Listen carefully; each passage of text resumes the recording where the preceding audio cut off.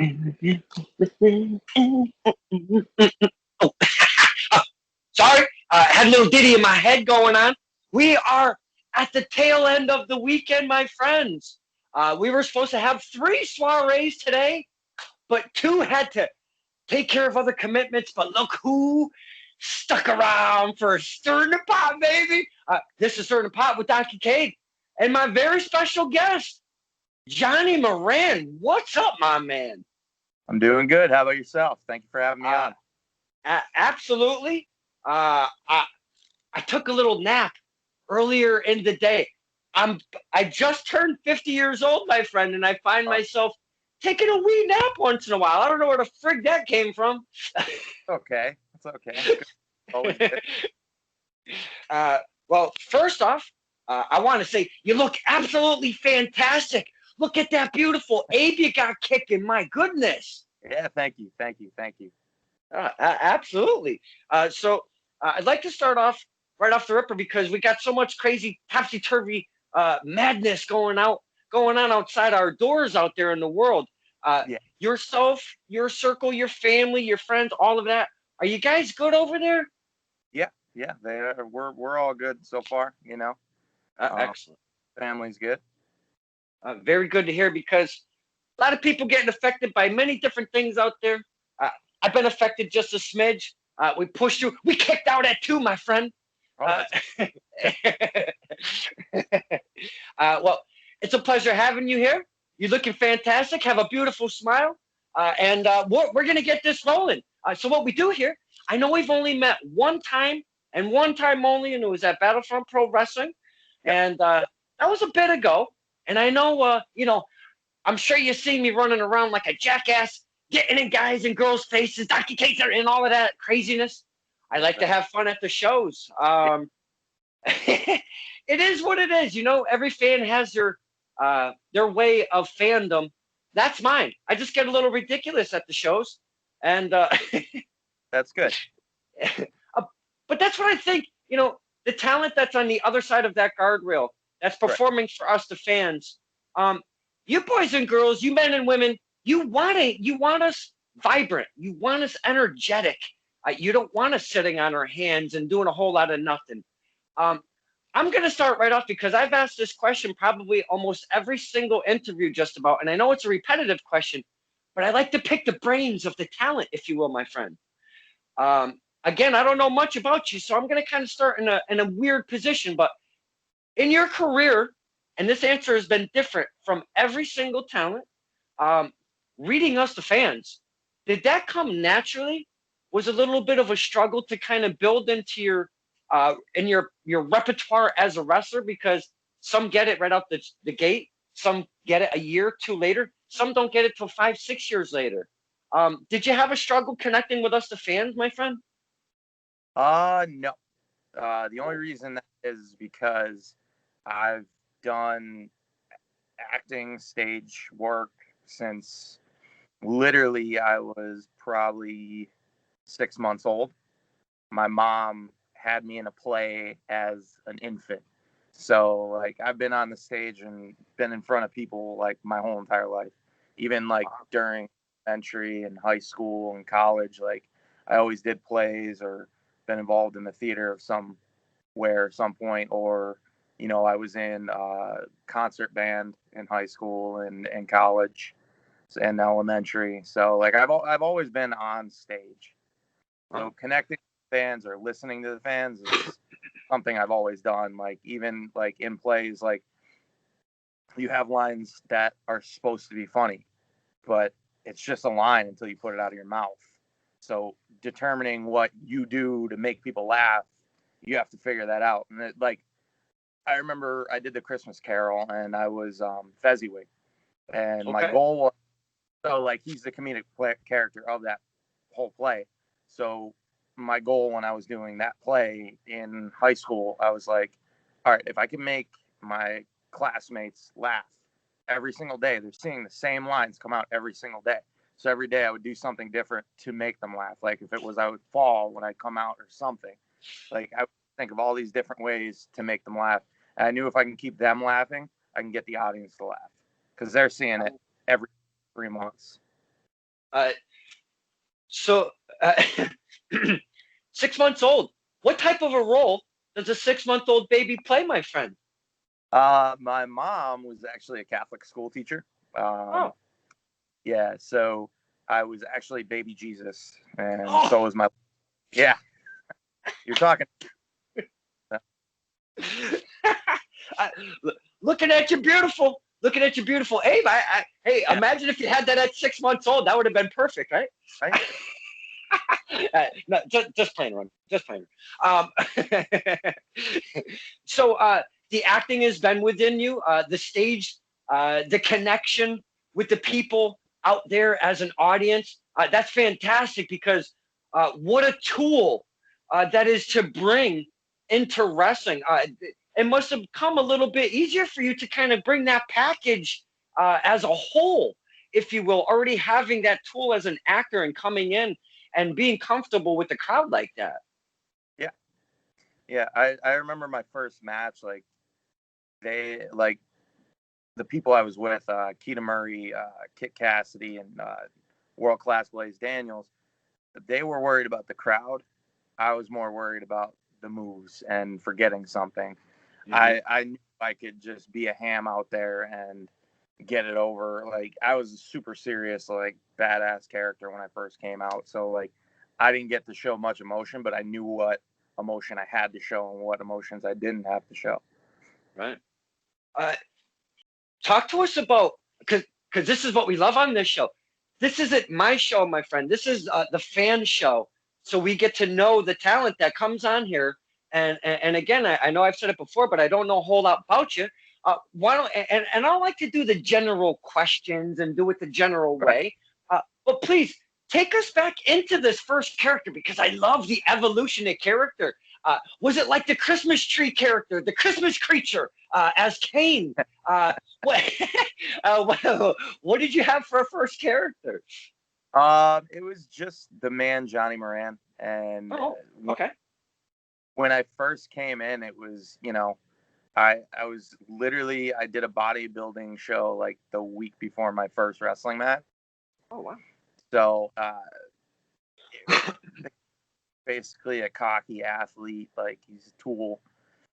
He came in to help out a guy by the name of Blaze Daniels, and he supposedly paid me to help him out. So I was like his hired heater. I was his Oh, big bad guy. Watched his back, and I came out and attacked our opponents the prior month because I trained at Backbreakers Training Center in Scranton, Pennsylvania. oh, They would do a couple matches, like 4 matches at the time, because like we weren't that big yet, maybe 5. Okay, and it was right before like the WWE's pay-per-view, and you would come there, you'd watch us wrestle 4 matches, and then you'd get to watch the WWE pay-per-view. So I knew the main event, and a lot of people would come just for the main event. So like everything in my head had to be perfect in that first match, and even my debut when I came out and I power bombed everybody, it had to be perfect. People are coming in, and if they get hooked by me, they'll come back again next month. mm. uh, so bringing that character, coming out, getting your training started, coming out with this character, making your debut, leading up to this. Um, how nervous are you coming out and doing your debut? Because some of the men and women I've talked to are just so ultra nervous and their tunnel vision, like you said, I want to get my moves right. I don't want to hurt nobody. I got to get X spot right or whatever, is in your future for the match. How were your nerves taking the best of you, or were you kind of more comfortable because you've already had some kind of not training, but the acting and stuff? It kind of makes you a little bit more comfortable after you get that physical part together and then come out and do your debut. Did the nerves get the best of you? You just come out and do your thing. I that the people I was in the ring with, I trained with every week. So I like literally, I remember being in the back and I was coming out at the end of the match. So I remember telling the guy that was out in the ring, Keita Murray, or no, it was Kit Cassidy. I just remember telling him, like, dude, I'm like, you gotta take this power bomb and like you gotta sell it like it's death. Um, and like I came out and I just grabbed him, threw him down. And then his partner Keita Murray came out. Same thing. Like I told him before we went out there, I'm like, please sell this like it's the biggest thing in the world. It's like that's I knew that's what I needed to get my character over, because like when I power bombed Keita, I remember he flipped backwards and like everything got quiet, and then I just started flexing and stuff, and then Dan Blake yelling a bunch of crap and every. So you come in, you obviously have a character that's aggressive. You're coming in, you're messing people up with these power bombs and such. You're playing the heel at the beginning of your career, it seems. Yeah. What do you feel more comfortable being? Because some say, I want to say most say, playing the heel is just easier. It's a little bit harder to kind of get the crowd behind you as a baby face, if you will. What is easier for Mr. Moran, and what do you feel is more comfortable for you to portray? I think it's easier to be the heel, but I think it depends on the storyline for me. Like whatever the story I'm in, that's what I'm more like. If I'm really feeling it and I feel like overlooked and I'm like, screw this guy on top, I don't care that he's babyface, I don't care that everybody likes him, like I can get into that because I have been overlooked, I have been passed up. So like that's something I can get into. As far as like a baby face, like you can wrap that way too if the heel's at the top of the mountain. So it depending on where we're at or what we're doing in the story, like I get wrapped in on story. So as long as there's a good story, it doesn't matter if I'm face or if I'm heel to me. As a fan, I love me a storyline. I love me a character. Obviously, we want to see you do well in ring, but the story and the character, even especially when you come out that curtain, give us those signals to either cheer or boo. That job is a hard job, to be honest with you, and I never really knew how hard it was until I started talking to the fine talent in our areas. Coming through that curtain, giving us those initial signals is probably one of the harder things to do, to kind of really connect with us without ever knowing one Mr. Moran, ever seeing his material or whatever. So when you're seeing new fans, you come out and make that connection. I have heard that it's a little bit hard, all depending on the area and what you're trying to portray at times. Yeah, no, and that's why I always say, like, if I'm debuting or somewhere like at Battlefront, I remember when Dan reached out to me and I was just like, if you want me as a heel, give me a baby face. And it was Marco. I was like, give me a baby face that's really over, because they don't know me from anyone. Mm-hmm. They don't know why I'm there. Like, just give me a baby face that, either I can put over or is just over with that crap. Mm-hmm. And boy, we love us some Marcos around here. And I'm sorry, Mr. Moran, I had to boo the piss out of you. That was.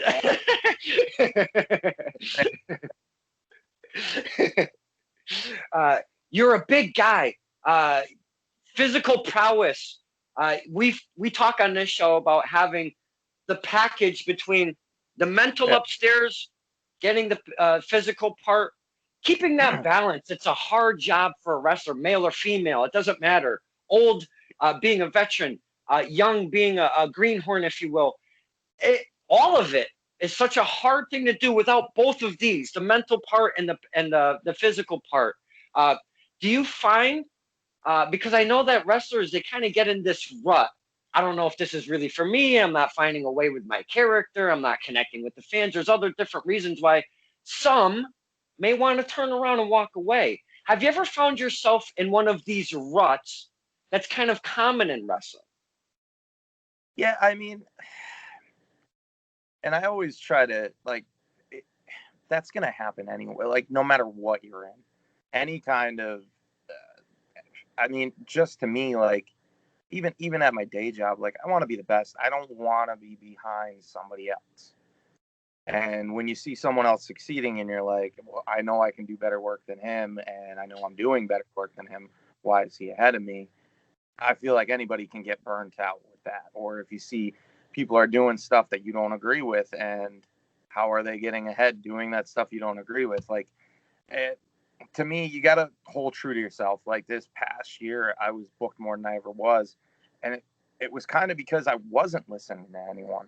Because I, like, earlier in my career, like probably the first 3 years, I would just listen to too many people, I would say. Like, too many people were like, oh, don't do that, do this, try this, put this on, like I was listening to too many people and I wasn't being true to me.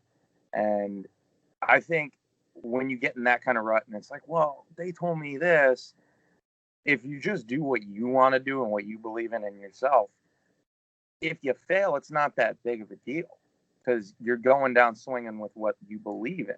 And that's, I tell that to everyone. Like, if you believe in what you're doing and you don't succeed, at least you did what you believe in and you're true to you. So it's just an aspect of, like, there's a lot of people that think like, oh, if you don't make it to WWE or AEW or NWA or Impact or any of those, you had a shitty wrestling career. Like your career is garbage.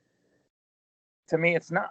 Like, you're a little kid that watched wrestling. You wanted to be a wrestler. The moment you step in a ring, you've already succeeded to that little kid. Like, that little kid never thought that was even possible. So it's just a perspective you look at things. And I try to keep a positive perspective because if you don't, you're going to watch other people and it might not be you that's getting picked up or whatever it may be going on. Like, someone's succeeding and you don't agree with how they're succeeding. And you just got to look at what you're doing and keep the blinders on from the left and the right. And I think that keeps me more focused. And then again, like a storyline that I can get wrapped up in and I can keep thinking of ideas and I'm going back and forth with my opponent. Mm-hmm. Now, you do work at a couple promotions. Before I get into that, I'd like to ask you, how long have you been in the game, my friend? 5 years. Well, now 6 years. Okay. So. Wow. Okay, so not new, not veteran, if you will. You're kind of working your way up in there. And I say the same thing, to be honest with you. Because as wrestling has evolved, along with the fans and such, the style of wrestling. Before, WWF was like the only place to be at because that was the only place most people really knew. Then it became WWE, and that was still there. That was the pinnacle for a while. But the pinnacle is kind of spread apart a little bit. Like you said, there's AEW. There's all sorts of different avenues now because wrestling is just so flourishing. It's just, oh my goodness. But I feel the same way, though. If you haven't, and I know we love to lift our friends that we see that are maybe going on AEW Dark and getting a shot to maybe sign on a dotted line. Or getting on Impact. We see some familiar faces that are working Impact and such. I say the same thing, my friend. It doesn't mean that you didn't have a decent career. Right. I would never. I give you boys and girls 1,000,000% credit for just taking that leap of walking through those ropes for the very first time, getting those nerves to get in that ring and start taking the bumps and what you have to do to your body. Never mind while you're in the ring having matches, just preparing your body in the ring to get to your debut, to continue your career. So I totally agree with you there. You don't have to make it to the WWE to have a decent career because I respect anybody, male, female, what your age is to get in that ring. I do. I would never I would never do it. I'm built like a candle, my friend. Now, this big statue you got, has this always been in your life, or was it something that you worked on, or because you're a big dude? Yeah, I was always on the bigger size. Growing up, I think freshman year of high school, I think I was 215. The biggest I ever got was 250. Then in college, when I did collegiate wrestling, I wrestled at 174. So that was more of a challenge for me to drop down to the 174 because I was originally going to wrestle at 184, but we already had a 184 pounder, so I had to drop down to 174. Man, abusing the body, working it up and down, as an athlete.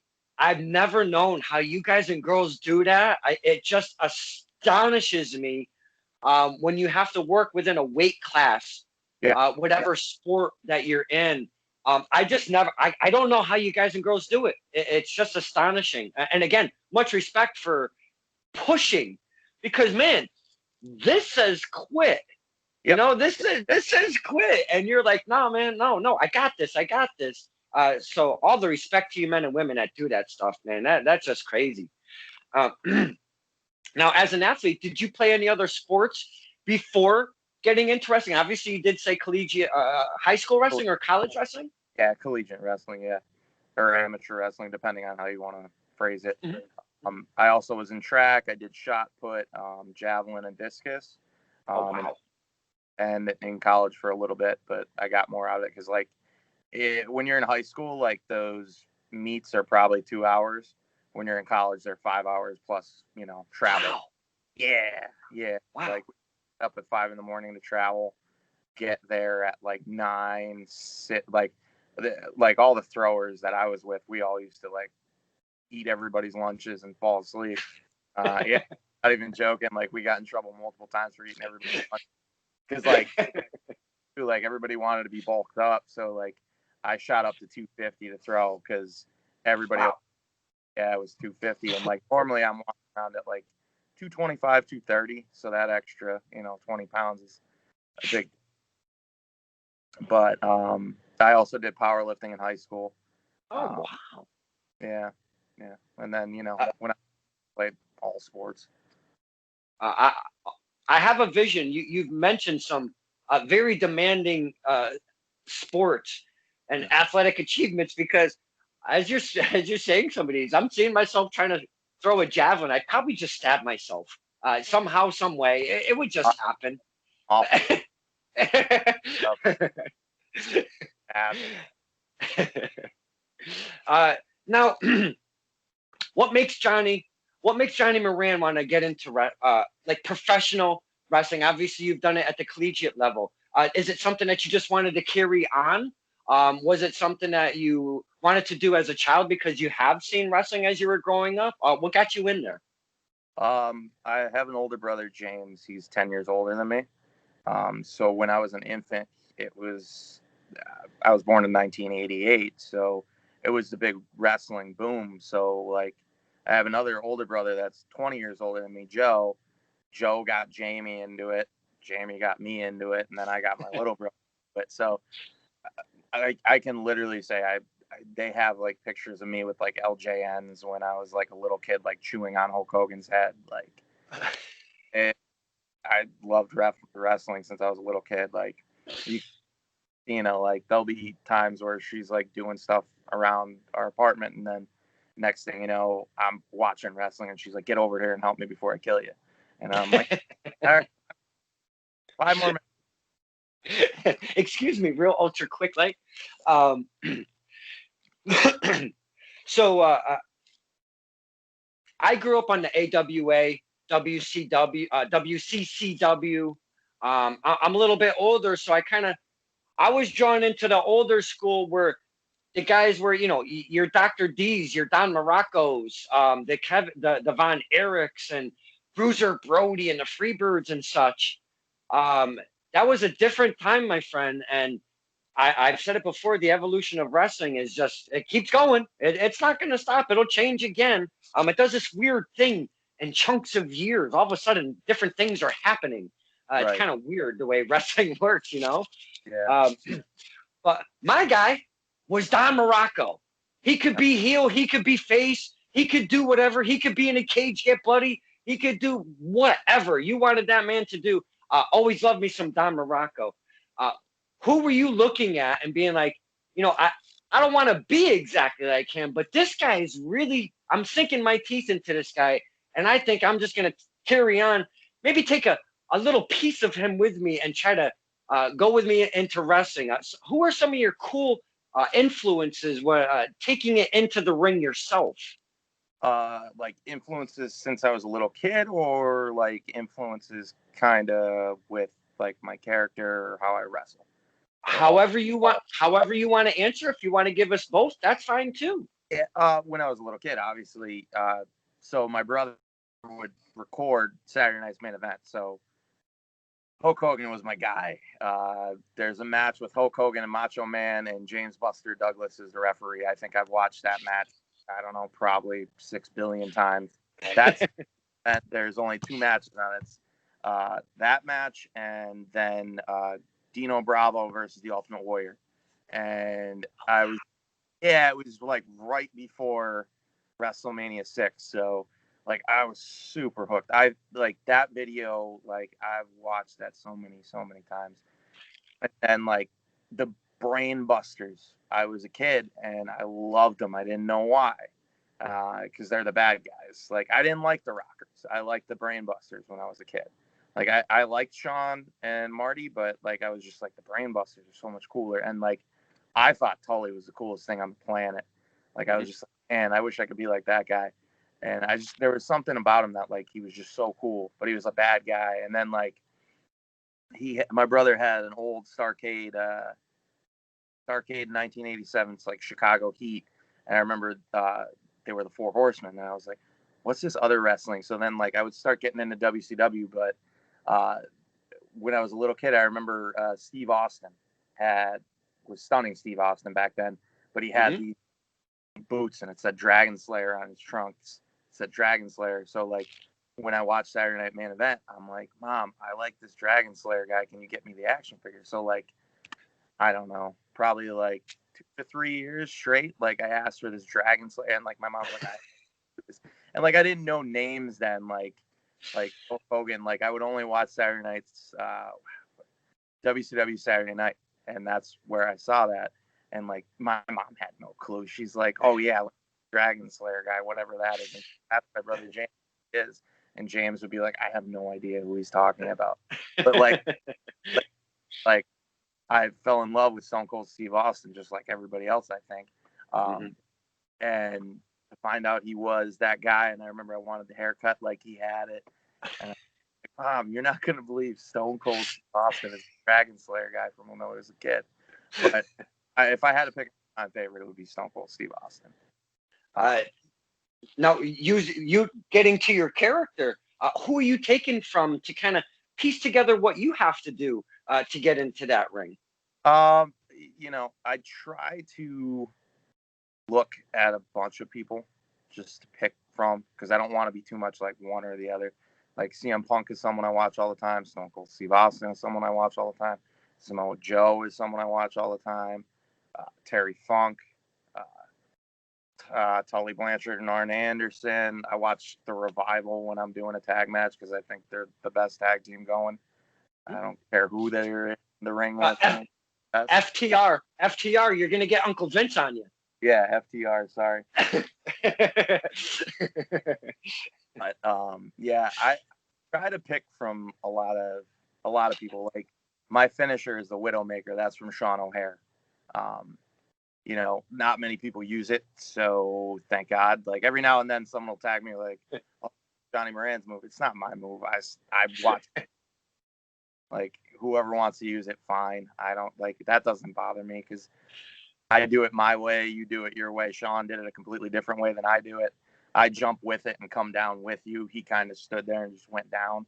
Had you go down, but I go with you. It makes it just that little bit more impactful, if you will, with the motion. Yeah. Like my Shining Wizard in the corner, and then I pull you out and do a fallaway slam. That's CM Punk's Shining Wizard in the corner. He does it into a bulldog. I do it into a fallaway slam. It's just one tiny thing different, and it looks different. It looks like a completely different move. Hey, as long as you're not doing it to me in the ring, I don't care what you got going on over there. Now, I'd like to kind of dive in to some of the promotions because there are some familiar names that you work at that I haven't even that I'm aware of, but I've never even been able to go to because they're just a tad far for me as a fan to be doing the drives, if you will. Right. So could you give us a few of the promotions, and we can even just before the break of this whole crazy pandemic thing going on, give us whoever you've been working with, and even still to this day, because I know you're a champion out there, my friend. So Give us some of the promotions that you're under the umbrella of, if you will. The first one is New York Championship Wrestling, which I am the heavyweight champion of, and this is a poster from New York Championship Wrestling that I'm on, only me, and then right there is Star of the Year at New York Championship Wrestling. That's a great promotion. The owner of it is Johnny Patches, fantastic to work for, gentleman. Right there was Mike Skyros just reaching out to me and was like, hey, would you be interested in coming to New York Championship Wrestling? I was like, yeah, when is it? And, at the time I'm still dating Christina Marie, but like, I'm like, okay, well, I can stay at her house. We can hang out and, I'll have a weekend with her and then I can wrestle on Saturday night and we'll have Sunday and Friday. So it just worked out perfectly. And it was just on a chance that I went there, and it's been by far, like, that's the first promotion I was ever heavyweight champion at. Yeah. So that was a big deal to me. I was always like the middleweight champion or your mid-card champion. I never really got the heavyweight treatment, and Pat just said, I believe in you. And he's like, I'm putting the belt on you and we're going with you. So That's awesome. Yeah. That's what kind of sucks about COVID. Cause like I took New York Championship Wrestling very seriously, and, I wanted to put that on my shoulders. I wanted to build it up, and I wanted to be like, well, this is because I'm the champion. That's why it came up this high. And I was, I had the Moran gang there with Devontis, Akbar, and John West, and we were running wild. And now it's kind of at a halt because of the state of New York. So, well, staying on the NYCW train here, you are the champ, the big champ. Not only that, you are, and somebody's gonna get so heated, and I'm gonna name his name, and you're gonna. Somebody is so heated. First off, that you got Wrestler of the Year, and that that you are the longest reigning NYCW champion right now. That is correct to say, right? You are like over 360 some odd days, right? Oh yeah. Now, well, somebody's not happy out there about Mr. Moran being at the mountaintop in NYCW. I think you might have an inclining of who it is, but I'm gonna say it is one High Voltage Omar. That's who it was. Yeah. Of course he's pissed. Yeah. I took his belt and kicked him in the ass and sent him packing. That's why he's pissed. Oh, wow. I didn't see that coming that way. But that's okay. Now, he was the forever champ. Now,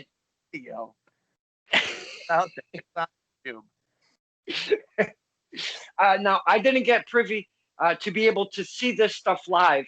I did kind of see it unfold on the old face page. But what was the storyline? Because, again, I love me a storyline. What was the story behind you and High Voltage Omar and this championship? Well, I am undefeated at New York Championship Wrestling.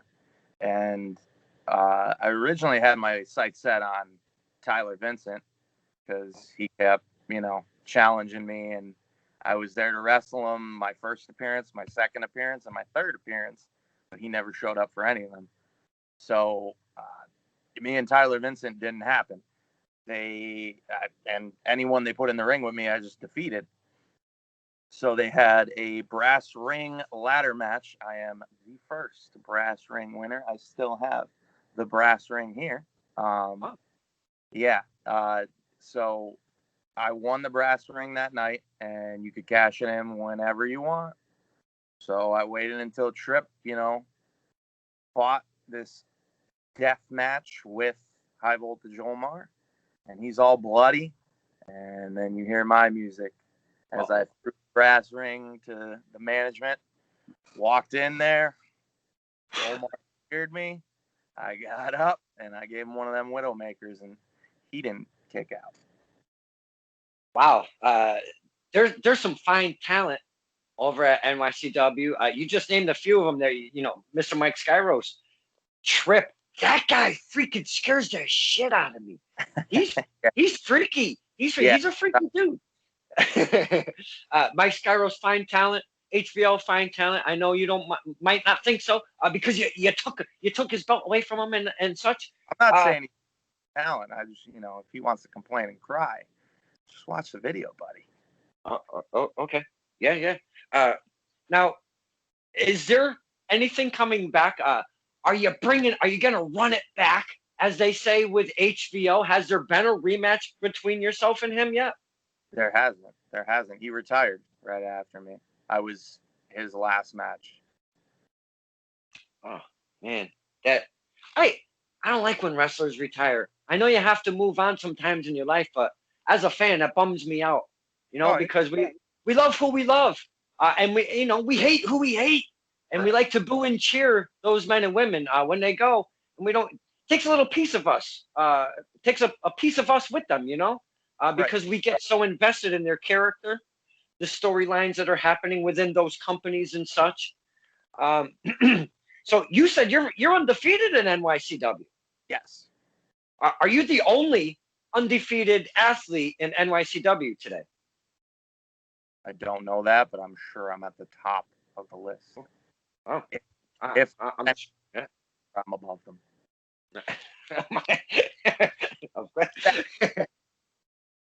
uh, now at NYCW, I always mix those letters up. At NYCW, I seen they haven't been around too long, but I've No. been trying to follow the talent that's been up there. And again, it's a little bit of a distance for me to drive up there. Man, you guys and girls look like you are just having an amazing time up in that promotion. The facility is gigantic. Where the hell are you guys working at? It's the Accelerated Sports in Whitesboro, New York. Oh, Yeah. okay. Man, Great. because, So, okay, yeah. you look at the footage Yeah. and it's just like, wow, this place is huge, man. Yeah. Yeah. Yeah. And there's like a balcony and everything. Yeah. Big Uh, complex. and what I also noticed that you guys get a lot of recurring fans, some new faces coming in. And that's always a plus. So you guys and girls can tell your storylines and your story in the ring and such. Because when we start seeing familiar faces in the ring, and you guys are seeing familiar faces outside the ring, it's kind of the same thing. We find this little connection, that little Right. dance that we do. Right. uh, do you have a favorite or what you feel is probably your most challenging to date in NYC opponent in mind? Is there anybody that sticks out that says, you know what, really gave me a run for my money? Bobby Ocean. Hard hitting Bobby Ocean. Yeah. Yeah. Yeah. That was that. Like, we were on a bunch of shows together. We never worked each other. So, like, we just knew of each other. And we just had this fantastic match together, and we had really good chemistry. We both kind of have the same mindset when it comes to wrestling about telling a story. So it was like sometimes when you have a first match with somebody, it doesn't go that well, and then sometimes you have them and you're like, wow, like that was really good. That was one of those matches. That match always stands out to me. And then my first match there when I wrestled Vinny Moon. Vinny Moon, it was my debut, and like I wasn't supposed to wrestle him. I was supposed to wrestle Tyler Vincent. Um, we just went out there and killed it, and he got me over as his big vicious heel. I got him over as his underdog, um, you know. And then Rad Dad from the Stepdads. So we had it. Yeah, love him too. We had another one that was another match that like first time wrestling. I mean, we just had fantastic chemistry. So like those three are always the ones that stick out in my head because all three of those I got to tell the story, and it wasn't just, all right. What flippy move are we gonna do next? Right. Because, you know, there are different fans nowadays. Myself, I'm a little bit older. Yeah. I love me some mat wrestling. I love seeing, and I know when they say slow it down, let it breathe. Don't Right. do 17 destroyers and 4 moonsaults and not even do a pin, stuff like that. I love to see that work out in the ring. you know, because you don't have to do a lot. You don't have to put your body in as much jeopardy, if you will. You can really tell some fun stuff and legit stories in the ring without totally putting your entire body on the line. So I appreciate that, being able to take that psychology end of the program, because it's really such a vital piece, the psychology of wrestling, and being able to tell that story, not only tell the story, but project it from the ring to the fans. That's a hard thing to do. So I applaud you for that. Thank you. Thank you. Now, you did mention that your better half, if you will, is one courageous Christina Marie. Love me, Christina Marie. Got a little sippy. While Ooh, I apologize for that. Had a little sippy while I interviewed Miss Christina Marie. Such a fine talent. But what my point being of mentioning her is, I have asked couples that are both in wrestling that I've interviewed, is there any little things that you maybe, hey, I had this idea that I wanted to work out in the ring. The, do you guys tangle at all in the living room, or like try to do a spot that you're trying to think of, or anything like that? Or even I've even seen some couples use their animals, maybe do an armbar and a cat or such. Are you guys doing some fun stuff related to wrestling together? Yeah, I mean, like, if there's something that she sees or I see, and I'm like, hey, don't move, just stand here and let me do this, and I'll show her what I'm looking for, and then, like, we'll figure it out. We don't do anything on our animals. We have 2 cats. They don't they don't get arm bars or anything.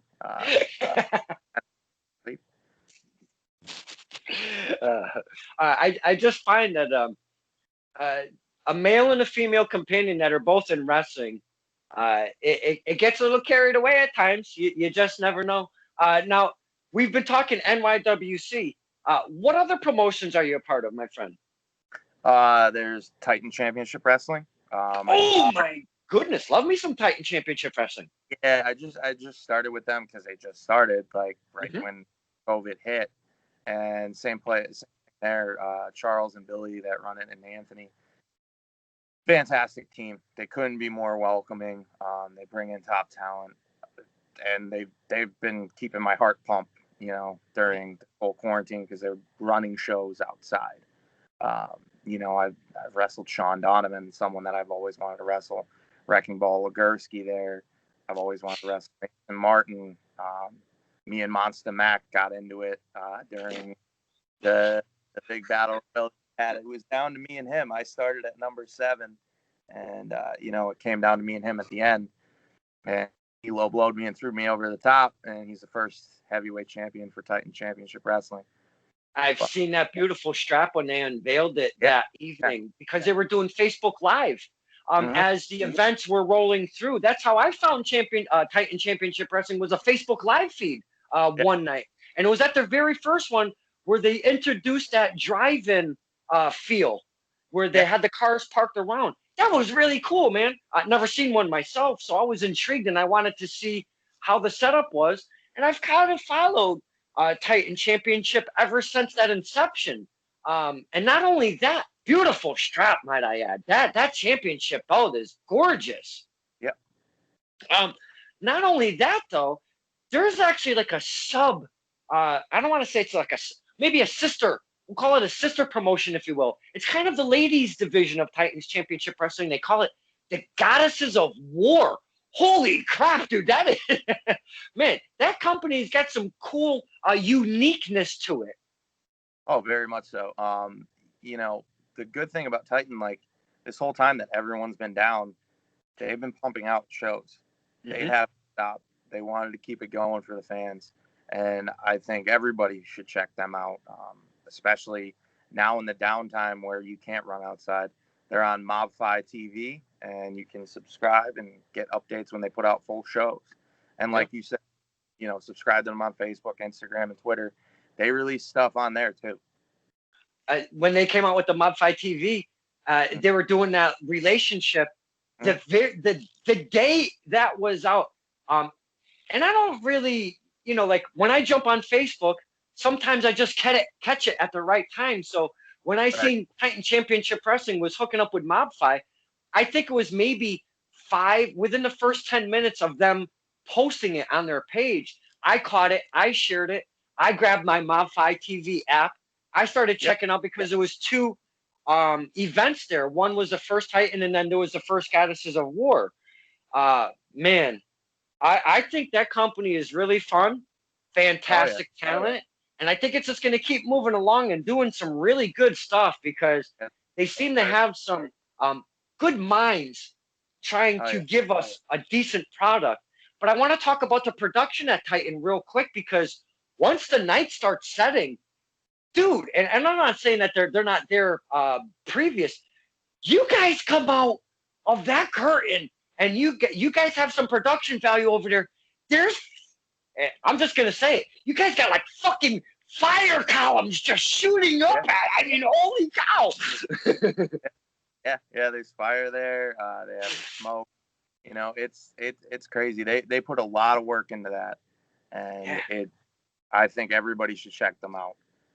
If you have a chance, if you're listening to this, remember to look up Titan Championship Wrestling when you're done.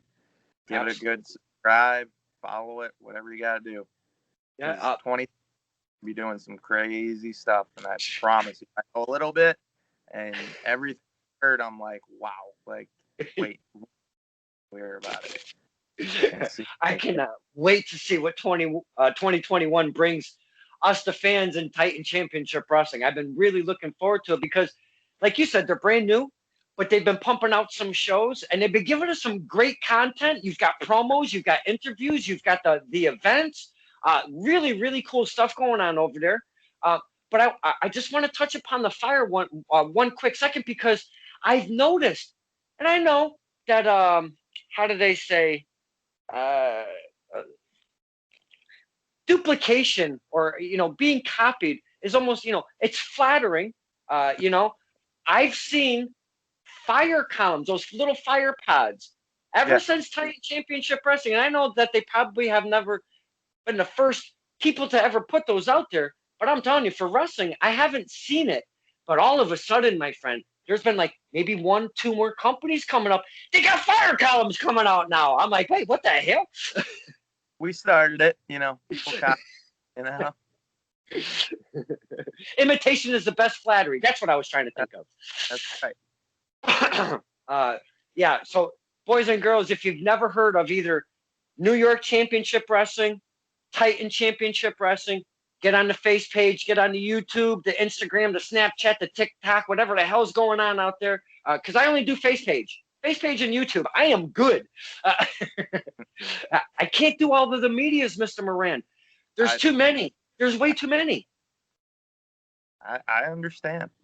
Please, and Now, when I very first met you, and you've already spoken about this a little bit, and I kind of want to get back to this. When I very first met you, I said, Mr. Moran, and you're like, don't call me the man. But we've already spoken about your character, the man. Why don't call me the man? I've been curious to ask you that question because it stuck out at me all the way back from Battlefront. well, Becky Lynch took it. Like I was rolling with it in 2015, but I saw it rhymed with my last name, the man Moran, like it just rhymed. It wasn't me or anything like that. I was rolling. It just worked. Like, you're getting your feet wet in wrestling. And then I Yeah. changed Dark Horse because I felt like I kept getting overlooked. I kept getting, not put in positions that I should have been in.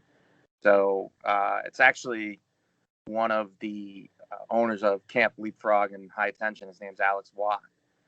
Uh, there's another company that I'd be remiss to say, Camp Leapfrog. If you watch IWTV, they're another company. 2020 COVID happened. They didn't shut down. They kept going. And actually, next Sunday, I'm filming Leapfrog live with Oh, them. But there's a company. A lot of people, like a little bit more of the comedic wrestling, and Camp Leapfrog does that. I'm Counselor Moran there, head Counselor Moran, get out of here. head counselor at Camp Leapfrog. And I, That's I so cool. tried the camp, you know. It's a fun show. If anyone out there has a chance, go over to Independent Wrestling TV, Mhm. subscribe, and follow Camp Leapfrog. Uh, Uh, but conversation between me and him where he said, I don't know if whenever you go into matches, because for some reason I was getting a lot of multi-mans, and he was like, I never know if you're going to win or, lose in a blaze of glory. And he was just like, you're like the ultimate underdog. Like you're like the dark horse in the match. And I'm like, and at that time, Becky started using the man. So I'm like, dude, dark horse, that works. I am the dark horse. Like that's mm, me. I am underestimated. So that's where the dark horse came from. But that's why I stopped using the man, because quite frankly, Becky Lynch started using it. And, if you're on TV and using it, that's who everybody thinks invented it. That's who everybody thinks is the man. So I went to some other avenue. mm. All right. Smart choice, because then you get this, you're the stealing of the gimmick infringement, if you will. Exactly. Uh, Camp Leapfrog. I don't know much about it, but I do know that there's so many familiar faces that I know at Camp Leapfrog. Yeah. I want to speak about Ref Gina real quick. Do you know? Yes, uh, I do. Blue Shoes. I love Blue Shoes. Oh my goodness, I love Gina. She's coming on the show tomorrow night, my friend. Oh, That is awesome. going to be some Probably fun. Yeah, wrong. uh, absolutely. Now, Camp Leapfrog. Again, boys and girls, get out there, look them up on the face page and such. Hit the like and follow them, because I've been seeing so much fun stuff out of that promotion as well. Um, Mr. Moran, I'd kind of like to pick your brain a little bit about uh, when you're at home, or what's your go-to, or do you even still watch the current product? Because some of the men and women will either have kind of fallen off the current product and just watch independent wrestling, or they kind of soak both in, because they want to keep an eye on who's on the independent scene, but they also want to keep an eye on the current product to see what's coming out, what's fresh, what are these guys and girls doing. Are you watching any of the current product nowadays? I watch IWTV, so I watch whatever live thing they have going on. Okay. I watch stuff on there too, because on independent wrestling TV they have the promotions from the beginning of the promotions. Like some of the promotions go back to like 99 and 2000 and 2001, and I'm like, oh wow, like I didn't even know this person was there or that person. So you get to watch people coming up, like Daniel Bryan, or like one of the guys that helped train me. His name's John Trotsky. Uh, the first ever GCW, there was a tournament, the Super J Cup. The guy that trained me wrestled Daniel Bryan, and watch that. Like you get to see all these old things. Also, I have the WWE Network, and I watch that. I watch AEW. I try to watch as much as I can, and then I'll stuff that wraps me up will be like old WWF superstars from 1992 or 93. Like I've been on a big kick with superstars lately. It just depends on the day of the week, like what I'm watching. But I try to watch everything Mm. religiously. Try to watch NXT UK. I really like Joe Coffey. He's one of my favorites right now. I love to watch Randy Orton. Randy Orton's one of my favorites. And then I watch AEW and I watch NWA. I watch Impact. I have friends at both, so I try to keep up. You mentioned NWA a couple times during the show. Can I pick your brain on the NWA, because Yeah. it's such a throwback? They Yeah. took it. They took pretty much what they were doing, the studio, the podium, how it was presented. The podium, my man. Whenever I see I'm getting chills Yeah. just talking about a freaking podium. Seeing that old school vibe and the feel that they used to bring back. Whenever I first saw that very first episode of Power, Into the Fire is the opening from Right. Docket. I'm like, oh my God, this is going to be beautiful art. I can't wait. And then you see the studio, you see the way that they had the audience, you see the podium. It's like, oh my goodness, Dusty Rhodes himself is going to come out here and cut a damn promo. Uh, Give us your thoughts on that kind of old school throwback that NWA gave us. I love it, and especially the hour format, because like sometimes I feel like there's so much wrestling on that I can't get it all. I knew NWA Power, like I could watch that and get through it in 2 cardio sessions, like each I'll watch a half hour in, next day I finish it. So like I really like how they had the setup and like the more old school flavor. I'm super interested in it, and hoping they come back with like a vengeance once this is all. I do too, my friend. This whole thing it's been a drag. It's been a Yeah. drag, my friend. No, uh, Mr. Moran, we've been speaking for almost an hour solid. I didn't think you were going to stomach me for more than 10 minutes. oh no, I have plenty of time. So I appreciate you sticking around and sharing with us, the fans, your information and such, and getting a little bit of your backstory, seeing what you like for wrestling and such. So I appreciate you being open and hanging out with us and talking. Now, where does Mr. Moran go from here? Because obviously, the COVID is controlling what companies are pretty much doing right now. Like we've stated, some are doing stuff. Some won't even start until whatever they're gonna call normal. Right. So we might not even see companies come back for still quite some time. Uh, where does Mr. Moran go from here? Is he looking to just keep? Are you looking to bring this to a platform of the AEW, the WWE, or whatever? Or are you comfy on the independent scene? Where are you taking this career of one Johnny Moran? I would love to be on AEW, WWE, NWA, Impact, whatever it may be. Okay. Platform is. Same time, like I do enjoy the indies. I enjoy, being able to meet the people that are at the show, even though right now it's kind of tough to meet anybody, which kind of sucks. But as my plans for next month or the following months, right now there's Camp Leapfrog. That's what's keeping me afloat. I have a couple things I'm going to do for New York Championship Wrestling. It's it's going to be fun. That'll be dropping probably next month.